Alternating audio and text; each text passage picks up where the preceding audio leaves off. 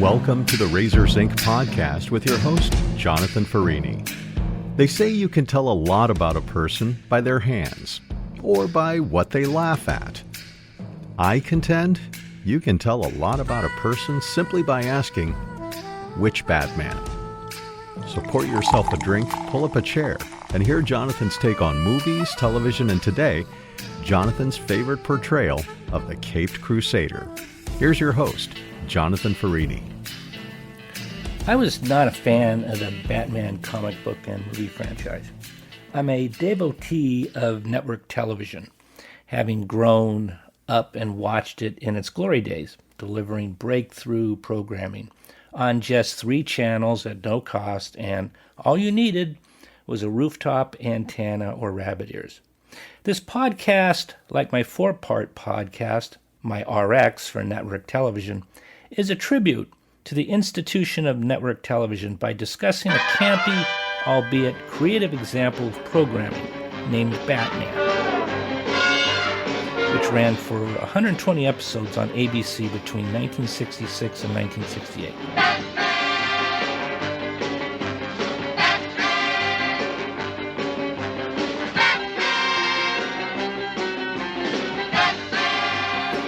When Batman was introduced in 1966, it was a lull before the storm arriving in the second half of the 60s, marked by assassinations, campus protests, political tumult, and psychedelics.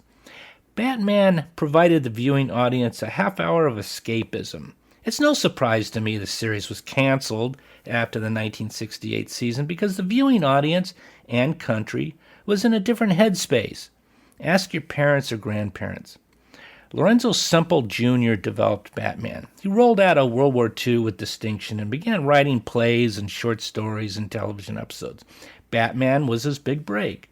After Batman, he had a successful career as a screenwriter on notable movies including Papillon, The Parallax View, The Drowning Pool, 3 Days of the Condor, and many television programs. See his filmography. Semple teamed up with producer William Dozier, naming him producer and narrator of the series.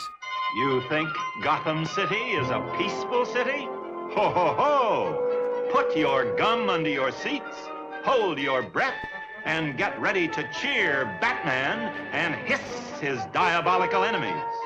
It's no coincidence the series aired on ABC, which didn't carry the panache of CBS, the Tiffany Network, or NBC, the Peacock Network. So ABC had to work harder, which meant taking chances on programming like Batman. ABC delivered remarkable, groundbreaking programming and serves as a lesson to all of us. There's always room for one more if you have a better mousetrap. Dozier didn't read comic books. He bought some Batman comic books and came to the conclusion he'd produce a weekly 30-minute series blending serious with funny, resulting in campy. His job was to bring eyeballs to the show every week, keep them glued, and deliver network ad buys for ABC. He wanted every set of eyeballs, including children, young adults, and adults. Over the 3-year run, Dozier would cast an amazing assemblage of unlikely guest stars to attract every demographic to the show, and it worked. Next week, Miss Tallulah Bankhead locks horns with Batman. Next week, Victor Buono returns as King Tut. Carolyn Jones as Marcia, Queen of Diamonds. Julie Newmar springs back as the Catwoman. Cliff Robertson as Shame, corrals the Caped Crusaders. Dozier served as the narrator for all 120 episodes, with cameos in a couple of episodes, which suggests to me he was very intimate and guarded with the production. His outro, Same bat time, same bat channel, is characteristic of Dozierverse, which refers to the distinctive style and tone of the show he created. Adam West, who played Batman, was a struggling actor, taking bit parts, and the series was his big break. Tip of the hat to you, Adam.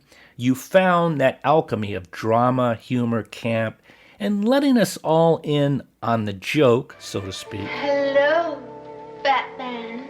You're a rare lady, Catwoman. You're right on time. I'm rare. In more ways than that. I'm glad you decided to surrender. We would have caught you eventually. Do you think so? Certainly, there's no escaping the inexorable law of justice. Shall we go? Must we? So soon? I thought that, well, you know, perhaps we might get to know each other a little better. I would think that we know each other well enough by now. Don't run away, Batman. I won't bite. I'm not afraid of you, Catwoman. You're very beautiful, Catwoman. Yes, you're quite right. I am. Burt Ward was only 19 when he landed the role as Robin, originally looking to be only an extra. He had no acting background. I contend Burt was playing himself, a 19-year-old eager beaver teenager. Holy slip disc! Holy known unknown flying objects! Holy hamstrings! Holy mucilage! Holy homecoming! Holy shrinkage! Holy bouncing boilerplate! Holy reincarnation! Holy Las Vegas! Holy mechanical armies! Holy magic lantern! Holy geography of... Holy surprise parties! Holy understatements, Batman! Holy taxidermy! Holy eggshell! Holy hotfoot! Holy felony! Holy interplanetary yardstick! Holy unrefillable prescriptions!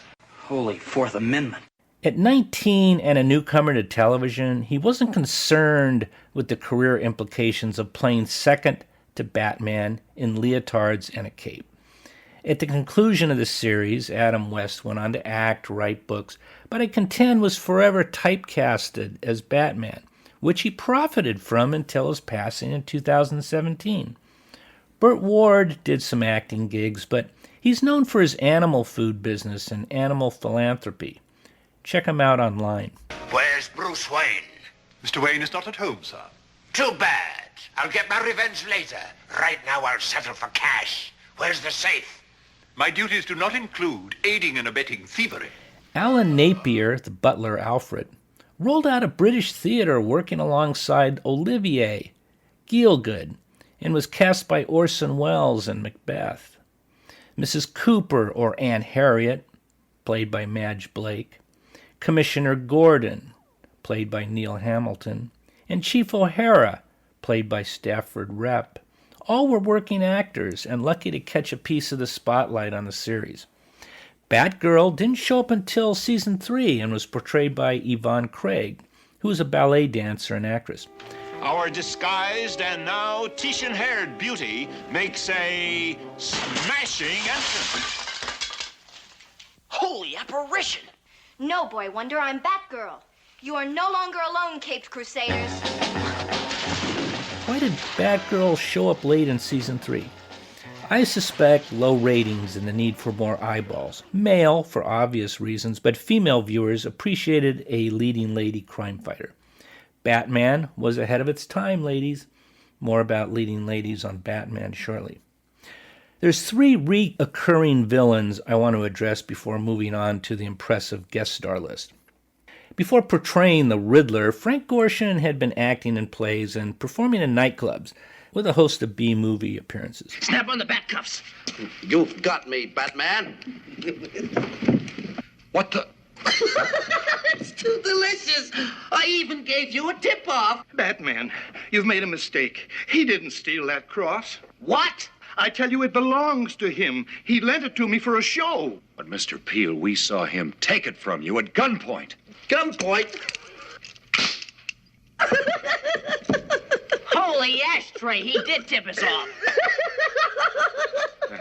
Oh, what is it that no man wants to have, yet no man wants to lose? A lawsuit! Correct, Boy Wonder.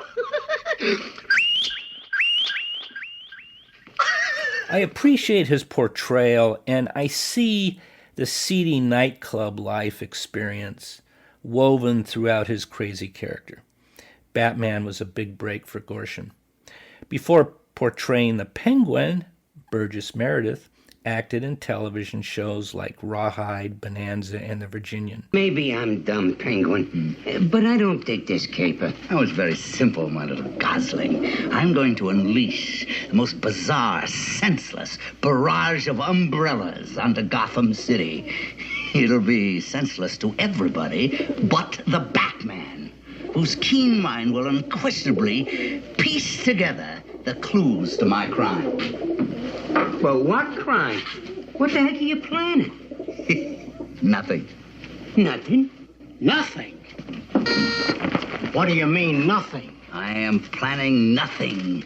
The Batman's going to do that for me. The Batman's not only going to pick my crime, he is going to provide me with a blueprint as to how I should pull it off. We all know him for his role as Mickey, Rocky's trainer. Before playing the Joker, Cesar Romero had a successful acting career, including Broadway, films, and television. And now, people of Gotham City, the moment you have all been waiting for. The grand finale, the climax of my performance, the zenith of my career. The unmasking of Batman and Robin, the boy wonder.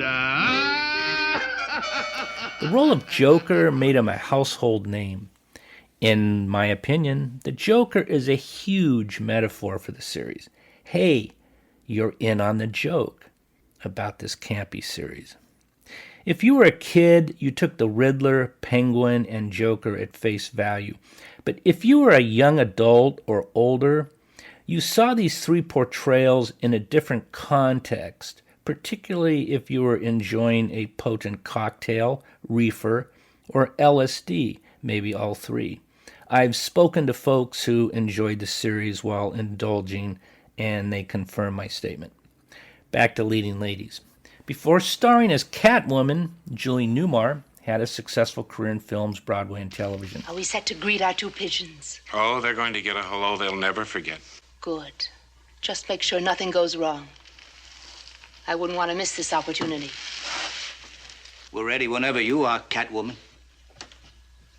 Felix. Yes, Catwoman? You can brush my pussy willows before you leave. And don't go against the fur. I'll treat them like they was my very own. She earned a Tony Award for Best Featured Actress in a play called The Marriage Go Round.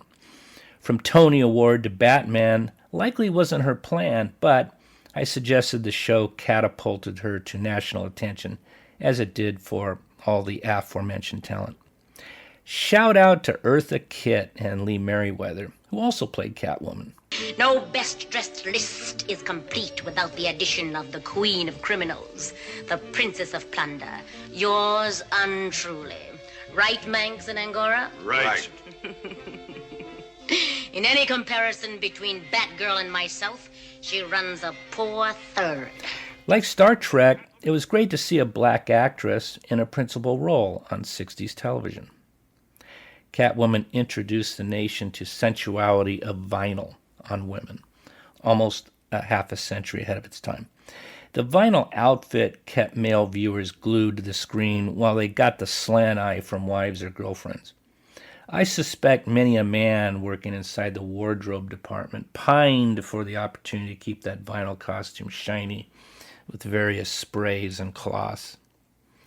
Producer Dozier's methodology for keeping viewers coming back each week included the casting of likely and very unlikely guest stars. Here's a partial list. Some of the names you may not recognize, but I assure you, look them up and their filmography will impress you. Victor Bono, Vincent Price. Very likely our arch foe, that egg scribble egghead. And do you also know what we want in exchange for the dear commissioner's life? I'm exhausted. Olga, you exquisite, diabolical genius. Now that we've got them, let's exterminate them. Explain. And now, let us make our exit. Cliff Robertson. He won the Best Actor Oscar in 1968 in the movie Charlie. See my podcast. Carolyn Jones. Went on to star in The Addams Family. Eye candy, folks. Just saying. Remember eyeballs. Milton Berle. Man-eating lilacs. Holy purple cannibals. Exactly, boy blunder. A rare species just in from Brazil, which I crossed with even more carnivorous plants. And gusty gourmands they are. They got a hold of an explorer one day in the jungle and left nothing but his shoelaces. Rudy Valley, old-time movie star. Look him up. James Brolin, soon to be a big TV star and father to Josh. Bruce Lee. Ethel Merman, see her filmography. Dina Merrill, see her filmography. Howard Duff, see his filmography. Roddy McDowell, see his filmography. What is our super crime boss? Silence! Back to your books. You'll be told in good time. Oh, you're some clever worm, bookworm. Oh, it's books, my sweet Lydia. Books.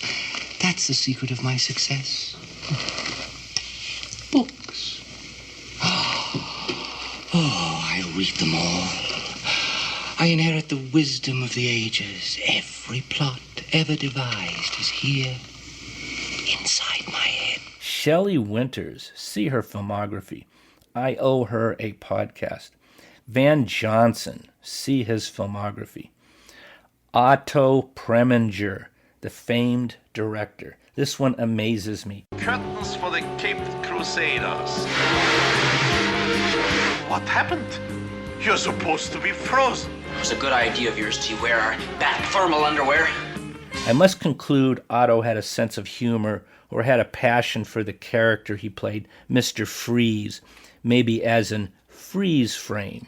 Just a suggestion. He had 32 movies under his belt as director before his guest appearance on Batman, including the 1965 big-budget John Wayne World War II Navy movie In Harm's Way, The Man with the Golden Arms starring Frank Sinatra, Porgy and Bess starring Sidney Poitier and Dorothy Dandridge, Exodus starring Paul Newman, Advise and Consent starring Henry Fonda, to name a few. During his 1966 Batman gig, he was already at work on the 1967 film Hurry Sundown starring Michael Caine and Jane Fonda. He was nominated for 3 Academy Awards, twice for Best Director and once for Best Picture. Wow. Let's continue. Liberace. John Astin went on to play the lead inside The Addams Family opposite Carolyn Jones. Eli Wallach, see his filmography. Tallulah Bankhead, see her filmography. Joan Collins, see her filmography and publishing career. Now, Commissioner, you are ready to do my bidding. Just say yes, that will be sufficient, although superfluous. No man can resist the stunning note of my voice, 2 octaves above high C. Jill St. John, see her filmography. Jacques Bergerac, our old friend at this podcast. See my podcast about Jacques. Ida Lupino, see her filmography. Zsa Zsa Gabor. Rob Reiner, played Meathead in All in the Family. Went on to become a famous director and producer of notable films. Terry Garr, see her filmography. Jerry Lewis, see my podcast about this comedian, actor, director, and producer. I have the curious feeling this is all some kind of literary plot. Let's outwit him, Batman. Let's refuse to bite. We must, Robin. It's the only way we can... Batman? Oh, you must be, because that's Robin. Hi, Robin. Yes, citizen, but don't be alarmed. We're here on official business. Holy human flies. Sammy Davis Jr. Jay Sebring. He was cited as the inspiration for Warren Beatty's character in the 1975 film Shampoo. He was killed at age 35 by the Manson family in 1969, just 3 years after his performance on Batman. George Raft, see his filmography. Edward G. Robinson, see my podcast, Soylent Green, and his filmography, including 100 films. A dynamic duo. There are other ways of getting into this building, you know. But none that provide the element of surprise that we need. What are you doing in Gotham City? Well, some of the paintings from my collection go on exhibit here tomorrow. I wonder if some creative artist couldn't capture the 2 of you on canvas. Perhaps the Cubistic school. Oh, never. Pop art? No. I think canned tomato soup is to eat. not to frame and hang on a wall. Dali, Picasso? Bit of an art buff yourself, aren't you, Batman? Now wait for it. Clint Eastwood. 2 years after the release of The Good, the Bad, and the Ugly, Clint Eastwood had supposedly been cast to be Two-Face in the Batman TV show, but the series was canceled before the episode was made. Ask Clint today and he'd respond, "Yeah, I dodged a bullet with that show." The casting inside the series was brilliant, and I contend inexpensive without getting into the weeds. See my podcast about the brilliance of casting directors, which I can't find working on this television series. It was the show producers. To get the caliber of stars appearing for an episode on this show begs the question, how? Money. Stars rise and fall. Relevancy is important for stars at their peak and those beginning to fall. I'd like to think it's what I call cocktail creed, meaning it's a fun anecdote to tell your friends you did a Batman gig at a cocktail party. Shoutouts. Batman was shot with a single camera on a soundstage at 20th Century Fox. Desilu had already perfected the 3-camera production in the 50s, so I conclude it was a tight budget on Batman for the single camera.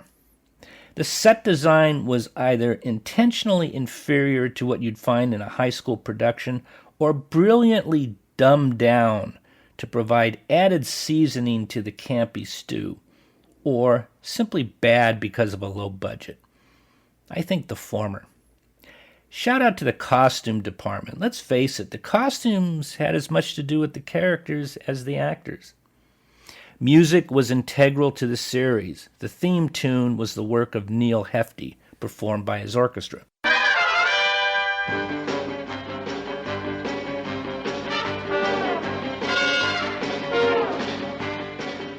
The show's score was produced by Nelson Riddle during the first 2 seasons. See my podcast about music and television.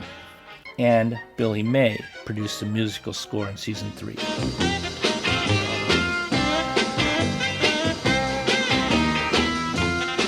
Batman was a short-lived creative orgy, for lack of a better word, which provided escapism and sold ad time for a third-place network. Appreciate the fact each cast member was likely out of makeup by 8 a.m. and on the set ready to shoot multiple episodes that day. For Adam and Bert, it was brutal because they're in every scene.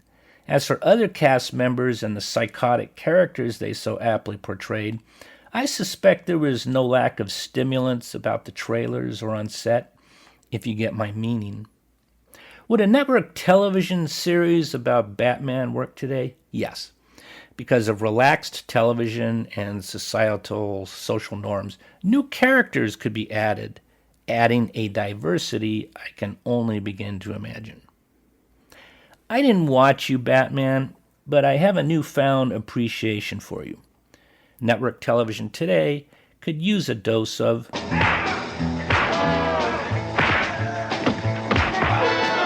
Until I see you next time, please leave behind a soft footprint, and class is dismissed. And just as the answer to which Batman tells a lot about a person, you can tell a lot about a man by the answer to which Catwoman. And with love to Michelle Pfeiffer, Julie Newmar is the correct answer. You've been listening to the Razors Inc. podcast with Jonathan Farini. Be sure to check out Jonathan's collection of fiction at the Jonathan B. Farini Story Collection at jonathanfarini.com. Also, look for Jonathan's latest short story, The Line in the Lake, already published in the online magazine Mobius. It's been published once again, this time in the June issue of The Anniversary in This Town, published by Scars Publications. You can find it at scars.tv or drop an email to razorsincpodcast@gmail.com.